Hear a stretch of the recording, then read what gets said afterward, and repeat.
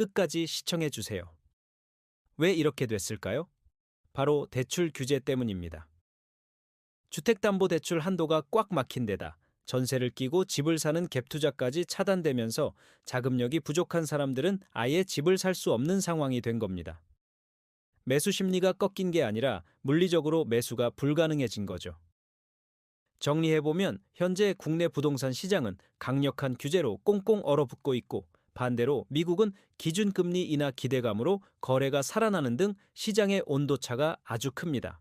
최근 3.3제곱미터당 1억 원을 넘기며 화제가 됐던 마포와 성동구의 전용 59제곱미터 아파트 기억하시나요? 그런데 강력한 대출 규제가 시작된 이후로 거래가 완전히 멈춰버렸습니다. 사실상 거래 절벽 상태에 빠진 거죠. 왜 이렇게 됐을까요? 바로 대출 규제 때문입니다. 주택담보대출 한도가 꽉 막힌 데다 전세를 끼고 집을 사는 갭투자까지 차단되면서 자금력이 부족한 사람들은 아예 집을 살 수 없는 상황이 된 겁니다. 매수 심리가 꺾인 게 아니라 물리적으로 매수가 불가능해진 거죠. 그런데 재미있는 현상이 나타나고 있습니다. 서울 집값이 계속 오르니까 지방에 사는 외지인들이 서울로 원정 와서 집을 사는 상경 투자가 크게 늘었습니다. 특히 중개인을 거치지 않는 직거래 비중도 눈에 띄게 증가했는데요.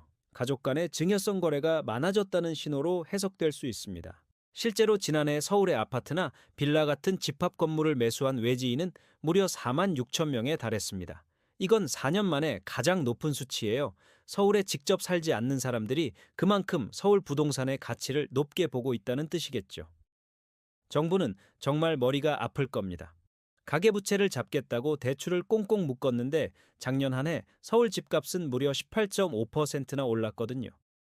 부채는 줄었지만 집값은 폭등하는, 그야말로 정책의 딜레마에 빠진 상황입니다. 이러지도 저러지도 못하는 거죠. 앞으로 4억 원이 넘는 고액 주택담보대출을 내주면 은행이 더 많은 자본을 쌓도록 해서 부담을 주는 건데요. 사실상 고가주택에 대한 대출을 더 어렵게 만들겠다는 신호입니다. 그런데 재미있는 현상이 나타나고 있습니다. 서울 집값이 계속 오르니까 지방에 사는 외지인들이 서울로 원정 와서 집을 사는 상경 투자가 크게 늘었습니다. 특히 중개인을 거치지 않는 직거래 비중도 눈에 띄게 증가했는데요. 가족 간의 증여성 거래가 많아졌다는 신호로 해석될 수 있습니다. 오늘 정보가 도움이 되셨다면 구독과 좋아요 부탁드립니다. 감사합니다. 안녕하세요. 오늘 부동산 시장의 핵심만 정확히 짚어드릴게요. 이런 상황에서 자금은 어디로 흘러갈까요? 바로 규제를 피한 곳으로 이동하고 있습니다. 대표적인 곳이 바로 용인수지입니다. 최근 반도체 클러스터 호재에 힘입어 4주 연속 전국에서 집값 상승률 1위를 기록하며 뜨거운 상승 랠리를 이어가고 있습니다. 반면 지방은 상황이 심각합니다. 미분양이 쌓이자 환매 조건부 분양이라는 제도까지 등장했습니다. 건설사가 분양한 아파트를 샀다가 나중에 집값이 떨어지면 건설사에 다시 되팔 수 있는 권리, 일종의 풋옵션을 주는 건데요. 그만큼 지방시장이 어렵다는 걸 보여주는 단적인 예입니다. 정리해보면 현재 국내 부동산 시장은 강력한 규제로 꽁꽁 얼어붙고 있고, 반대로 미국은 기준금리 인하 기대감으로 거래가 살아나는 등 시장의 온도차가 아주 큽니다. 자, 그럼 오늘 내용 핵심만 딱 3줄로 요약해 드릴게요. 첫째, 서울 고가 아파트는 강력한 대출 규제로 거래가 멈춘 상태입니다.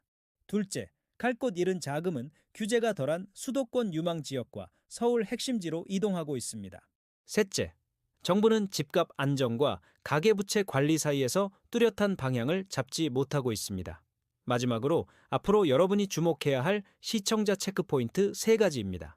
정부가 개인별 총부채 원리 금상환 비율, 즉 DSR 규제를 앞으로 얼마나 더 강화할지, 서울과 수도권으로 이동하는 자금의 흐름이 어디로 향할지, 그리고 지방 미분양을 해결하기 위한 정책들이 실제로 효과가 있을지, 이 3가지를 눈여겨보시면 시장의 흐름을 읽는 데 큰 도움이 될 겁니다. 그래서 추가 규제 카드를 또 꺼내 들었습니다. 오늘 정보가 도움이 되셨다면 구독과 좋아요 부탁드립니다. 감사합니다.